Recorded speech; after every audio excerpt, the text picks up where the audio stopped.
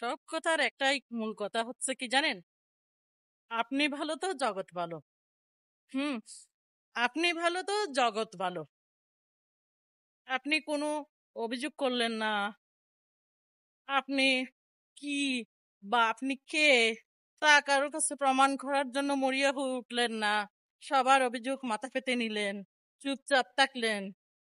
তবে আপনি হচ্ছেন শ্রেষ্ঠ ভালো। হুম। আপনি কোনো চাওয়া পাওয়া রাখলেন না, কোনো অভিযোগ করলেন না, যে যা বলল তাই মেনে নিলেন। আপনি পৃথিবীর সবচেয়ে ভালো মানুষ।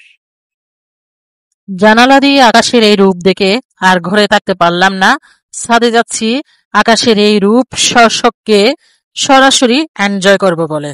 তো কথা হচ্ছে, আপনি নিজে আত্মশুদ্ধ থাকলে, আপনি আপনার মতো করে আপনার ভেতরটা, আপনার জীবনটা সাজিয়ে নিতে পারলে, বাস্তবতার সাথে মানিয়ে নিয়ে নিজেকে পরিপূর্ণ আত্মশুদ্ধ রেখে আপনি নিজের উপর নিজে কনফিডেন্স থাকলে, আপনার পাঁচে লোকে কি বলছে এবং কে কি সমালোচনা করছে, কে আপনার মূল্যায়ন করছে না, কে অসম্মান করছে, এগুলো আপনাকে বিন্দু মাত্র বিচলিত করতে পারবে না। আপনি আপনার পথেই চলুন, বাট আপনার স্বপ্নটা হতে হবে নেক স্বপ্ন, আপনার উদ্দেশ্য হতে হবে নেক উদ্দেশ্য। তবে আপনি থাকতে হবে পরিপূর্ণ পরিশুদ্ধ। হুম। তাহলে আপনার জীবনের সফলতা, আপনার জীবনের মানসিক শান্তি আপনি আপনার ভেতরে নিজেই খুঁজে পাবেন, ইনশাল্লাহ। চমৎকার বিষয় হচ্ছে কি জানেন? আপনার সময় যখন খারাপ যাবে তখন আপনি চিৎকার করে গলা ফাটিয়েও আপনি যে সত্য সেটা প্রমাণ করতে পারবেন না। বাট আপনার সময় যখন ভালো চলবে তখন এমনিতেই আপনাকে সবাই ভালো বলবে। এটাই হচ্ছে বাস্তবতা। যেই মানুষগুলো একা থাকতে চায়, একা থাকা শিখে যায়, সে মানুষগুলোকে আবিষ্কার করা ততটা সহজ নয়। যে মানুষগুলো জীবনের বাস্তবতা থেকে, জীবন সম্পর্কে খুব কঠিন শিক্ষা পেয়ে যায়, যার কারণে সে সারাটা জীবন একা থাকতেই ভালোবাসে, সে মানুষগুলো অত সহজে চেনা যায় না। তবে হ্যাঁ, একা বাঁচতে চাওয়া মানুষগুলো খুব বেশি সহজ সরল হয়, আর মানুষ তাদেরকে নিয়েই ভুল বোঝাবুঝি করে।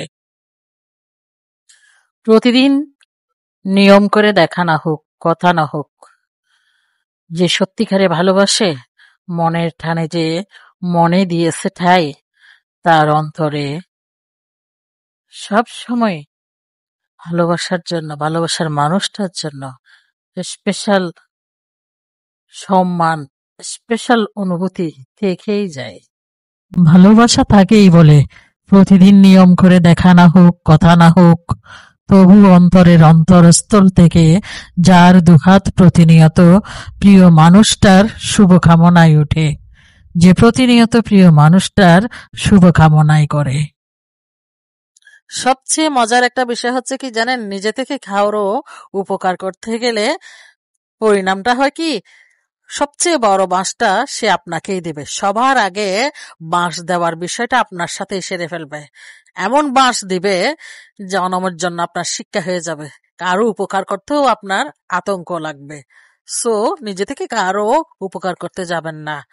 কেউ খুব বিপদে আপনার প্রতি সাহায্যের হাত বাড়িয়ে দিলে সাহায্য করবেন, উপকার করবেন যাচাই বাছাই করে। হ্যাঁ, কেননা মানুষ এখন সহযোগিতার ফাঁদ পেতেই মানুষকে বাঁশ দেওয়ার জন্য তৈরি থাকে।